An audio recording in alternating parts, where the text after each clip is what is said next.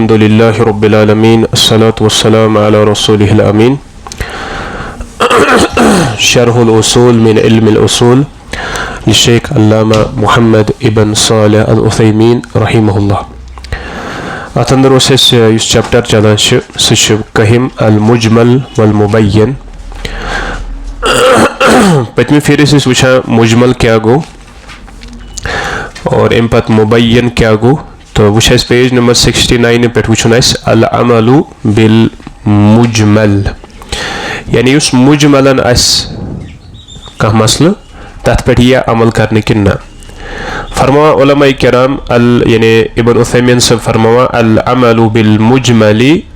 मुजमलस पे अमल करें यजीबु अलल मुकल्लफ, मुकल्लफस पे हसा वाजिब सह कर पे अमल। अक़दुल अज़्मी सह कर पुख्त इराद अलल अमली बिल मुजमल, मुजमलस पे अमल करने खतर कर सह पुख्त इराद कर मता हसल बयानुहु, इस पर इमिच वजाहत मालूम गस छनस। ये इमिस वजाहत गस मालूम यह कर अत पे मुकम्मल तौर पर अमल।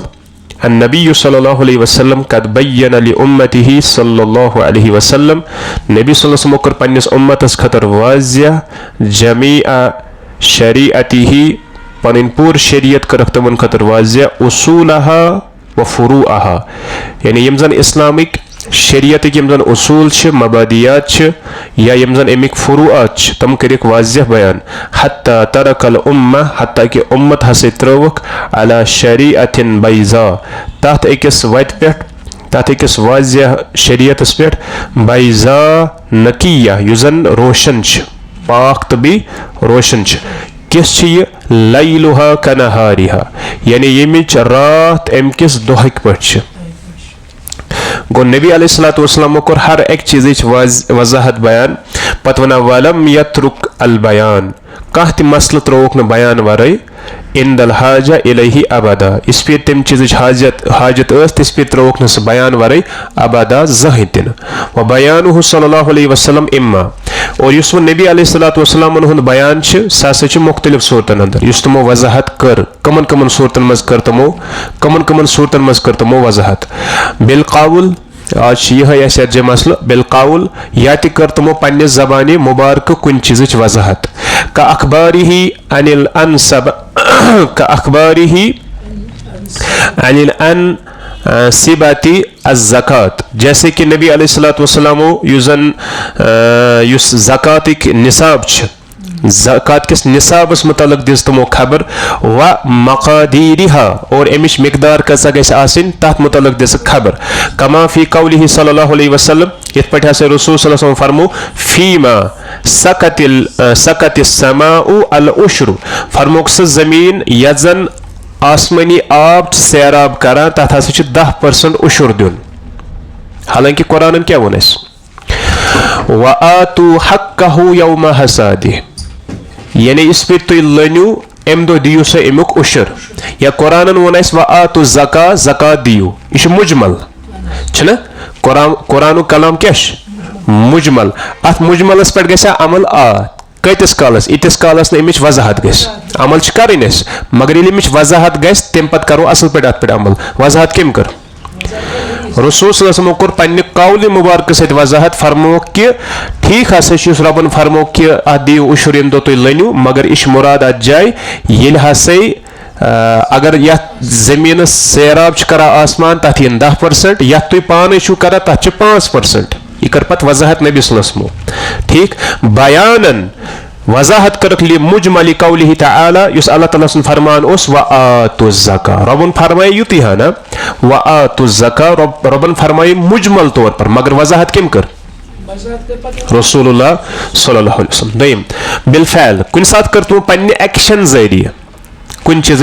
वजाहत, जैसे कि वुछा का क़ियामिही बे अफ़आलिल मनासिक, जैसे कि नबी अलैहिस्सलातु वस्सलाम कर कम यम जन मनासिक हज तम दिख पन्ने अमल से साबित कर। ठीक पत वना ब्रो कुन अमामल उम्मा, उम्मतस ब्रो कन थोक बयानन वज़्य लिमुजमली कौलिही तआला, हालांकि रब्बन उस मुजमल तौर पर वलिल्लाहि अलन्नासि हिज्जुल बैत, रबन क्या फरमाए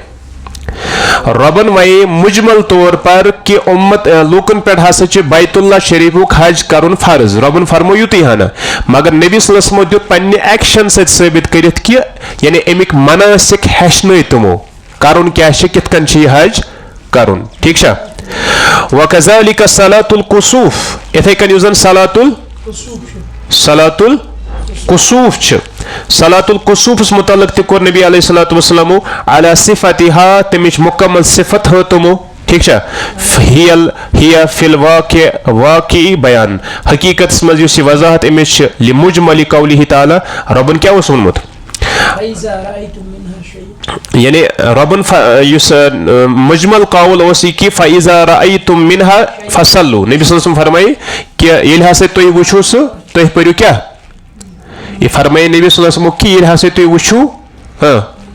तम मज कह चीज तुय क्या पढ़ियो नमाज मगर नबी सल्लल्लाहु अलैहि वसल्लम हो पत अमली तौर पर कि नमाज कित कन छ परन तम पत वना बिहिमा जमीअन ब्या गो कौल जरिए त करक वजाहत ब्या गो फैल जरिए त करक वजाहत दो जरिए का बयान ही कैफियत सला जैसे कि नबी अलैहिस्सलातु वस्सलाम कर नमाज हज कैफियत बयान करक ना हालांकि रबन क्या वनस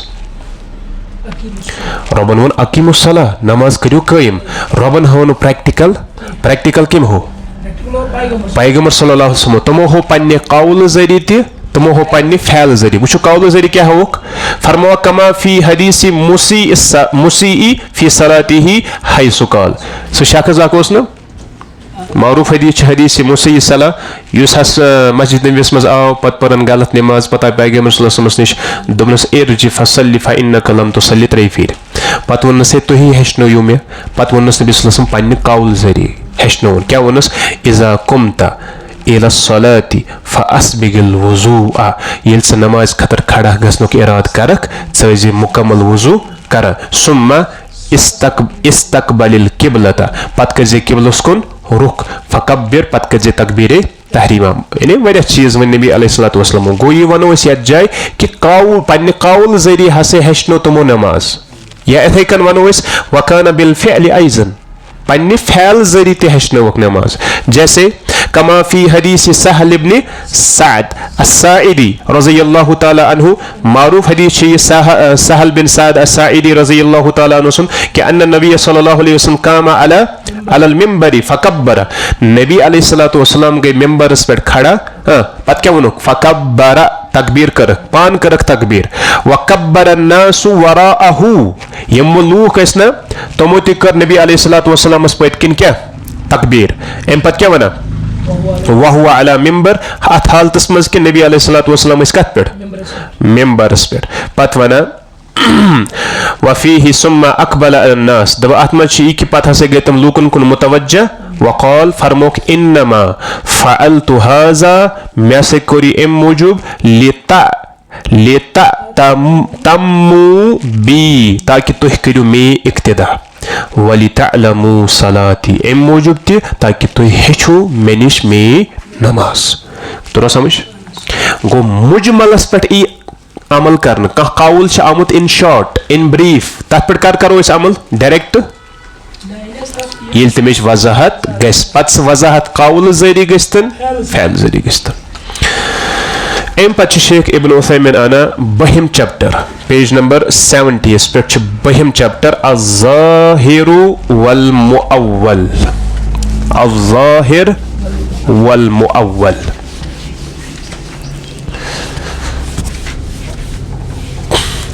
यम टर्म गसन रिपीट इंशाअल्लाह ताला आइंदा वरी आइस अल वरकात वरकातस मज गसन बेयम रिपीट लिहाजा टेंशन छन रटिन अगर यथ मज गस न कुन चीजस असल पे वजाहत कि आइंदा गस ठीक छ मगर कोशिश करें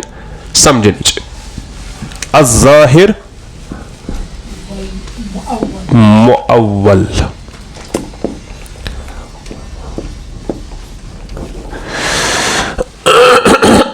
अज़्ज़ाहिरु वल मुअव्वलु ठीक छस तो इश ब्याख बहस यानी उसूलुल फिक्स अंदर अज़्ज़ाहिरु वल मुअव्वल गडनथी वुशो इस लुगतन ज़ाहिर का चीज वना लुगतन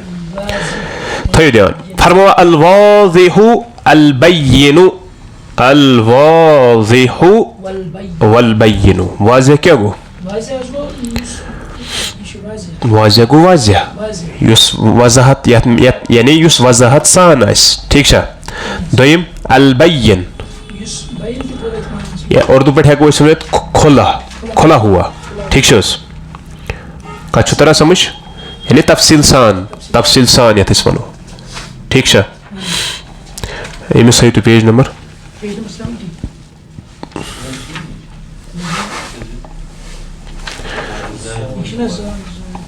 अच्छा तम पत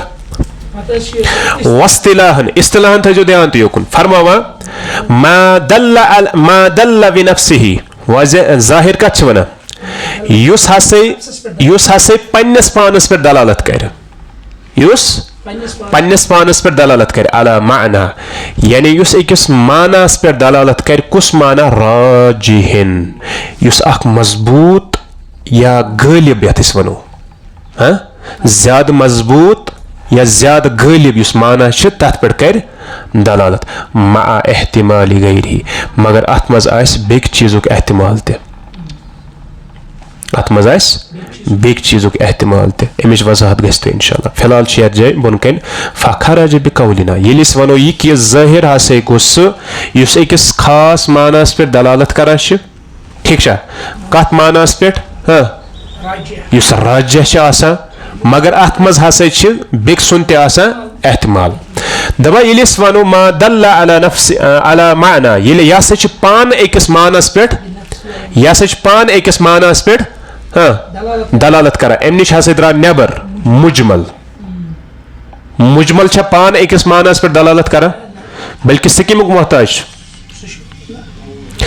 सह वजाहतुक मोहताज इतिस कालस न मुजमलस वजाहत गस कि मुजमलस पे मन गस अमल। दपा युस वो जाहिर मतलब तुह निश कह चीज जाहिर अत ज्यादा तफसील जरूरत लिहाजा अत पे गस अमल। हाँ यह हना अत मज मुमकिन कि अत बीत कह माना समुक एहतिमाल आस। ठीक छा गो मुजमल अम निश नेबर नेरा क्या लिअन्नहु ला यदुल्लु अलल माना बिनफ्सी क्या कि सह अकिस पान अकिस मानास पे दलालत करा कह पत वन राजिहिन युस अत तारीफस मज अना वन राजा युस माना यह हसा क्या राजा मतलब गो गालिब युस गालिब माना। अम निश हसा द्रा नेबर अल मुअव्वल द्रा अम निश मुअव्वल शो तरह समझ तावील शुदा द्रा अम निश नेबर।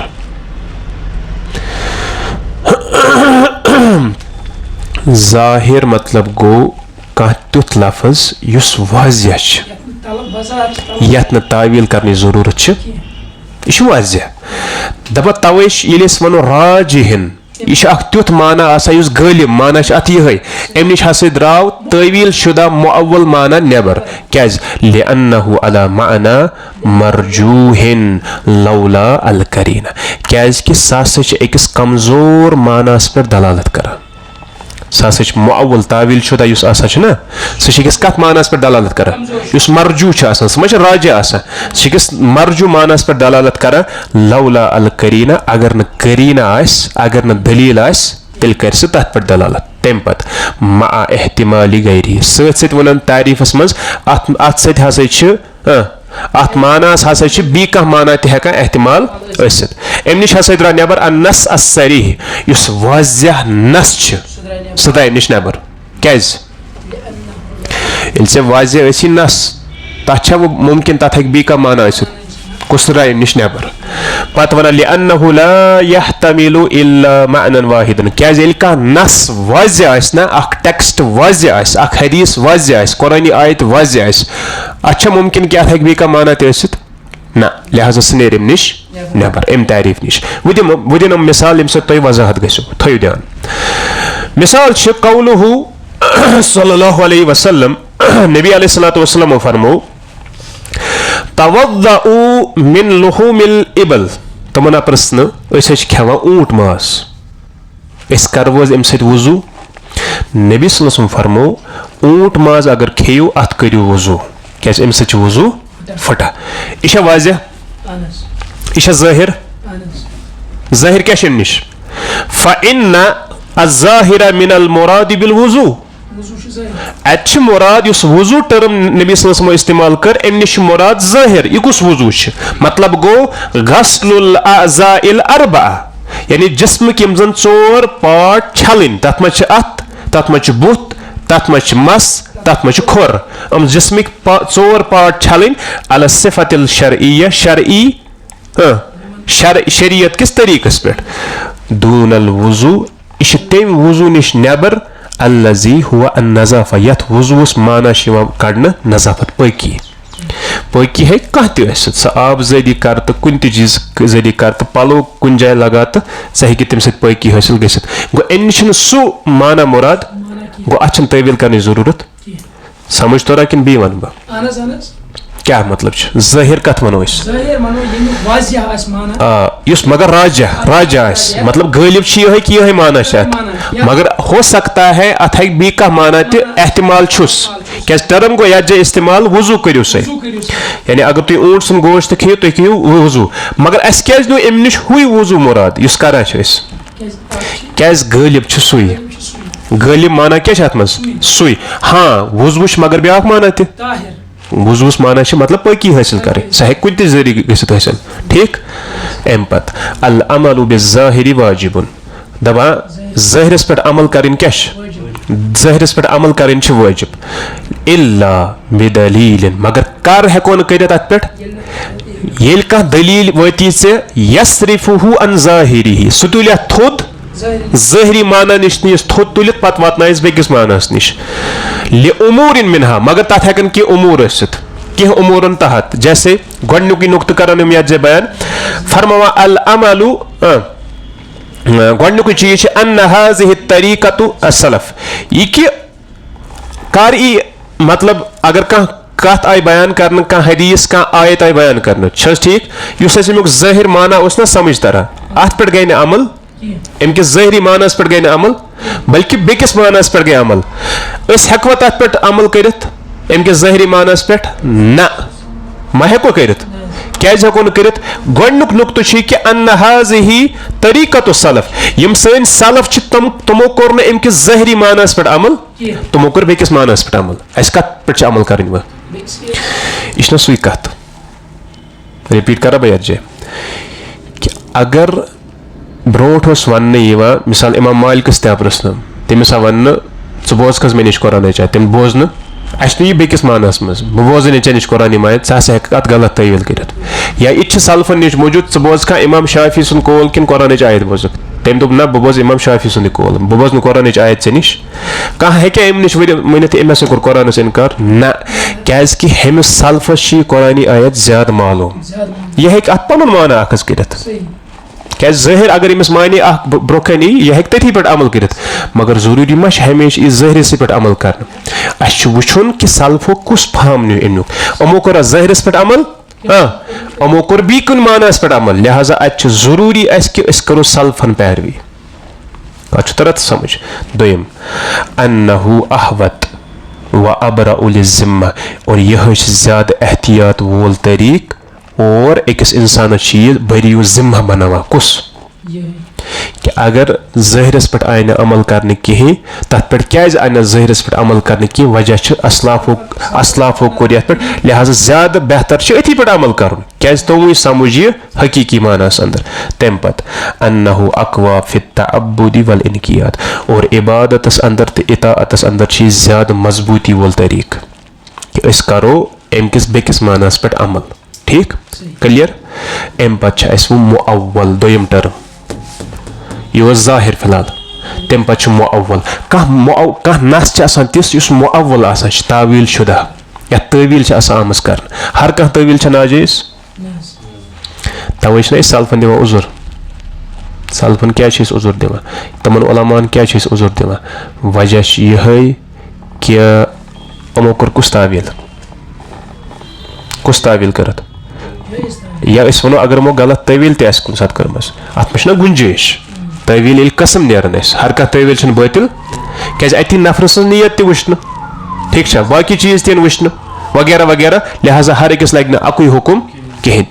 फरमावा यह अल मुअव्वल लुगतन कत वन मुअव्वल यह द्रामुत मिनल अव्वल मिनल अवली अवली मिनल अवली लुगतस मज अवल निश द्रामुत तमुक माना क्या गो वह रुजू अमुक माने गो लोटना लुगतस मज क्या अमुक माने लोटना तवील कत वन अगर इस अत मानास मज निमो तवील तफसीर तवील वन तफसीर तफसीर अत माना तफसीर तवील तड़ना यह इमाम इब्न जरीर तबरी तफसीर तबरी सह वन ये आयत हूं तफसीर यम आयत हज तवील अक्सर वो तफसीर तबरीस मज लफज तावील तवील मतलब क्या गो लोटाना यानी किस माना की तरफ युस अमुक माने लुगतस मज नहीं लोटाना इस्तिलाहन मा हुमिला लफ्ज़ुहु अलल मअनल मरजू यानी युस या से इस्तिलाह अंदर से लफ्ज युस थोद छिमा तुलन लफ्ज छिमा लफ्ज को उठा लिया जाता है अलल मअनल मरजू तथ माना पेट युस कमजोर माना छ माना छ सित आसा माना छ गो अच्छा ना माना छ दो किस्मिक अच्छा ना माना छ दो किस्म मुअव्वल क्या गो लफ्ज थोद तुलन कत मानास पे जमाना अख माना जमाना अख मजबूत माना ब्या कमजोर माना मरजू तथ वन अख राजा ब्या मरजू यह थोद तुलन कत मानास पे अत कमजोर मानास पे ठीक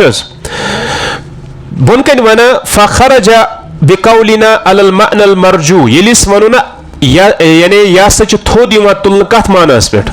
कमजोर मानास पे अम नश क्या द्रा नबर नस तो ज़ाहिर द्रा अम नश नबर क्या नस क्या नस वाज़िह तथ तावील करने जरूरत लिअन्नहु ला युहतमलु इल्ला मअनन वाहिदन ये नस आस वजाहत सान तथ तावील करने जरूरत सह द्रा अम नश नबर दोयम अज़्ज़ाहिर युस हरकन पोर कह चीज ज़ाहिर ठीक लिअन्नहु महमूलुन अलल मअनल राजा क्या सह गालिब मानास पे मबनी लिहाजा सह द्रा अम नश अत मज कुछ तेल अत मज ई सही नस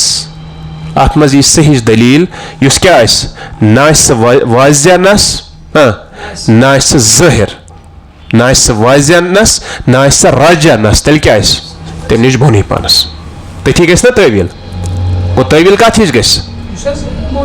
युस न वाज़िह आस युस न ज़ाहिर आस तथी गस तावील क्लियर छ मसल हाँ कुन सात आसिस करीन कुन सात आसिस न करीन की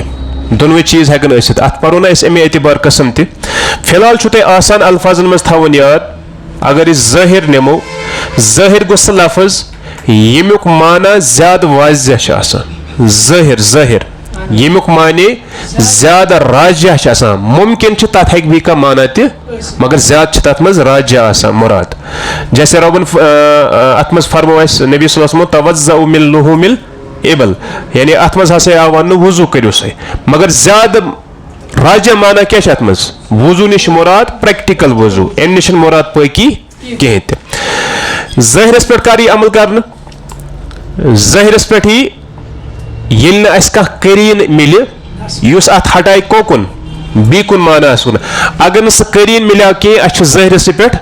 अमल कर अगर करीन मिला युस अत हटावान कोकुन बेकिस मानास कुन तेल तथी पे अमल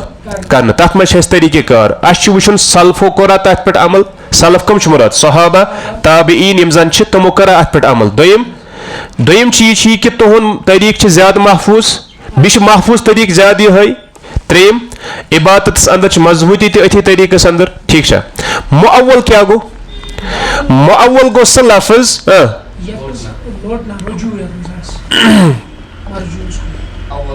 युस अत अगर आसान अल्फाजन मज याद थो मुअव्वल गो सह लफ्ज युस अत पन्ने ज़ाहिरी यानी राजा माना निश हटावा पचुस कोकुन निवा क्या राजा माना युस तथ पे सह पी सह ज़ाहिरस मज मुअव्वल मतलब गो युस अत राजा माना पे हटावा कोकुन चुस निवा कमजोर मानास कुन चुस निवा मगर अत शरत शरत यह तेल जायज ये कह करीन मौजूद अत क्या शरत ये कह दलील से मौजूद तेल ना हो अत तवील कर चन तवील तेल एक्सेप्टेबल ये कह दलील पत किन दलील वराई ये मान आसान तरीके अंदर अगर समझो मिसाल के तौर पर लफज याद याद कत वन अमुक ज़ाहिरी माना क्या हाथ याद गो यथी यह गालिब माना राजा माना ये अत निमो ना ये माने कतिस कालस ईतिस कालस ना शरई नस या करीन वातना युस अत अम माना निश हटाए तवे अस्मा सिफात मज तवील करें क्या कह करीन मिला कह करीन मिला तत कह करीन मिला कि हेको अत कुदरत तर्जुम कर हम लोग क्या गए गुमराह यमो अस्मा सिफात मज गड़बड़ी कर तम गई ये तमन तथ पत्किन करीन तमो कर बातिल तवील क्या बातिल तवील करीन अकल हंदिस बुनियाद पे या बी कुन बातिल अकल हंदिस बुनियाद पे बी कुन चीज किस बुनियाद पे ख्वाहिशात किस बुनियाद पे ठीक गो तवील यी तेल एक्सेप्ट कर पत्किन करीना कह दलील मौजूद क्लियर मसल पकतो ब्रो कुन वो तम पे ये जय वन तावील किस्मान तावील हसा ज कस्म तावील कस्म सही ब्या कस्म फासिद कस्म सही तावील ब्या कस्म फासिद तावील फरमो सही तावील क्या हुआ वहुआ मा दल्ला अलैहि दलील सही अगर से कुन चीज़ तावील कर कुन आयत कुन हदीस तावील कर गोड़ क्या करो यह इल्मन हज कम अगर तावील गस ठीक अगर पत्किन दलील सही चैन तवील ई एक्सेप्ट कत तरह समझ चैन तवील क्या एक्सेप्ट करना जैसे रबन क्या फरमो वस अलिल करिया सूरह यूसुफ करिया कत वन गाँव बस्ती वस अल फैल अमर इस अल सवाल करू बस्ती फिलहाल यूती है ना बस्ती करू सवाल बस्ती ये सवाल करना बस्ती क्या बस्ती इंसान के निश अलाक अलाक वो कि इंसान अत्या वन फिलहाल बस्ती करू सवाल मगर वह तवील कर ज़ाहिर लफज ज़ाहिर मा ज़ाहिर यह वाज़ह क्या वनो बस्ती निश कुछ मुराद बस्ती निश बस्ती मुराद यह वाज़ह अत तवील करने ज़रूरत वन तो कुछ माना निमो अम निश यथ पत्किन का सही दलील वो अमन अमुक माने इला माना वस अल अहलल करिया अमुक मुराद को याद जाए बस्ती वालन प्रसु बस्ती के रहने वाले अम सजी तावीलिया एक्सेप्ट करना अमिस मुफस्सिर सजी तावीलिया एक्सेप्ट करना क्या कॉन्टेक्स्ट वुच हालात वुच ये आयत कत तनाजुरस में नाजिल गमत इकार आवन इकमन आवन अस पत ये माने गो अस थ कराइन ब्रोकन अस तो सियाक ब्रोकन अस तो कॉन्टेक्स्ट ब्रोकन अस वुच हाँ ये कत मौकस पे गई आयत नाजिल तो कमन मुतल्लक गई नाजिल मुफस्सिरिनो युजन गालिब माना पत न्यू राजा माना अम मज न्यूस तमो दोप अम निश हसा मुराद अहलुल करिया न कि बस्ती ठीक ये तवील ये एक्सेप्ट करना ये ना क्या अमन पत्किन सही दलील मौजूद सह दलील क्या कॉन्टेक्स्ट वुचान पत्किन कराइन वुचान कंडीशन हालात वुचान वुचान आयत कत तनाजुरस में नाजिल गमस यह कमन आव वन तक वाज़ह गसान कि यह कमन आव वन सह पत्किन दलील यथ बुनियादस पे यह तवील एक्सेप्ट करना क्लियर माना अच्छा लिअन्नल करिया नफ्सहा ला युमकिन तवजीहु सुआली इलैहा क्या कि बस्ती बनफ्स नफीस बस्ती सवाल कर नामुमकिन कि बस्ती यह सवाल करना मा यह करना यह पॉसिबल इंसानी अकल तस्लीम करा यह पक्यो अम पे अल्फासिद कह तवील तिस फासिद तवील सह क्या गो हुआ मा लैसा अलैहि दलील सही मतलब गो तथ पे सही दलील तेल क्या बातिल दलील कतावील मुअत्तिला मुअत्तिला यह पढ़ो तो इंशाल्लाह यह पर्न अकीदस में दोम बुक पर्न तथ में अस्मा सिफात ज़ात पर्न डिप्लोमा कोर्स में तथ में सारी चीज़ इंशाल्लाह मुअत्तिला फ़िरका यमन वनान मुअत्तिला अम मूजूब कि यह द्रामुत असली उतला मज उतला छुट्टी ती वन मतलब गो मुअत्तिला गई तम अफराद यम जन अस्मा सिफातन इनकार करान मुअत्तिला सह फ़िरक यमो जन रब सिंदन नावन तो क्या सिफातन क्या कोर इनकार तमो कर तावील कत कर तावील अर्रहमानु अलल अर्श इस्तवा अर्रहमानु इस्तवा लफ्ज इस्तवा लफ्ज है जाहिर वाज़िह फिलहाल तो है जन तब्रज यह जाहिर यह वाज़िह माश तेले गई ना तवील वो अत गसन दो किस्म तवील तेल एक्सेप्टेबल कुछ कर ये पत्किन सही दलील बातिल तवील कुछ मान ये सही दलील यमो कर बातिल तवील यमो दोप इला माना इस्तौला अमो क्या माना न्यू अम निश इस तौला दोबुक इस्तवा निश मुराद इस्तौला इस्तौला क्या गो अगर इस उर्दू पे वुचो इस्तौला लफ्ज युजन इस्तौला मतलब गो गालिब आना इस्तौला क्या गो गालिब आना या काबिज होना क्या वना मतलब ये इस्लामी फौज ना कुछ मुल्कस पे दाखिल गसा तम क्या करा तत काबिज ना गसा तम गलब करा तथ पे हासिल अमो निश यह माना मुराद दुबुक अल्लाह ताला सुन अर्शस पे मुस्तवा गसु मतलब क्या सह अर्शस पे ज़ाती एतबार अर्शस पे तेल क्या अल्लाह ताला हसा कोर कब्ज अर्शस पे या अल्लाह ताला हसा गो गालिब अर्शस पे न्यूख ना यह माना ओहज तवील यह एक्सेप्ट कर कि ना फिलहाल तुह जन तब्रजु सवाल ओहज तवील गसा एक्सेप्ट किन कहीं गस तुझ ले मैन फिलहाल तुम दो सोचो गो करो तहकीक ये करो दबो अमो यह तवील कर अच्छा कह पत्किन दलील अहज अत तवीलस अच्छा यह माना सही कि अत बी का माना सही करो ना तहकीक तत नन्याव दोबो ना यह माना गलत क्या सही माना क्या वस्सवाब अन्न मअनाहु अल उलू वल इस्तिकरार अत क्या माना सल्फो करमित बयान सलफ सहाबा ताबिऊन वगैरह तमो अत माना कोरमुत बयान अल उलू मतलब गई बुलंदी ब्याख माना अल इस्तिकरार मतलब गो करार पकड़ना किसी जगह करार त्राउन करार सुकूनत इख्तियार करें ठीक सही सलफ वन मिन गैर तकयीफिन वला तमसील मगर यह थो याद रब अत करार थयित रब अत बुलंदी पे फैज मगर मिन गैर तकयीफिन स कैफियत हेको न बयान करित कि कितकन वला तमसील मगर हेको न एग्जाम्पल तथ दित सल्फो तो अत कंडीशन सत गो अमो कर तवील मगर कुछ तवील करक सल्फो अम तलफस अम निश समझ तोर इमाम बुखारी वन इस्तवा माना हु आला आला लफ्ज आला आला मतलब गो सासे गो बुलंद या वना सासे वो चढ़ा आला बुलंद हुआ वो चढ़ा 7 आसमानों के ऊपर मतलब गो आसमानस पे की मतलब सह आसमानस पे बुलंद गोमुत 7 आसमान पे रब अर्शस पे सह बुलंद गोमुत ठीक गो अत मानस मे सलफ निवान क्या तथ पत्किन तमन सही करायन तो सही दलाइल यमो क्या न्यू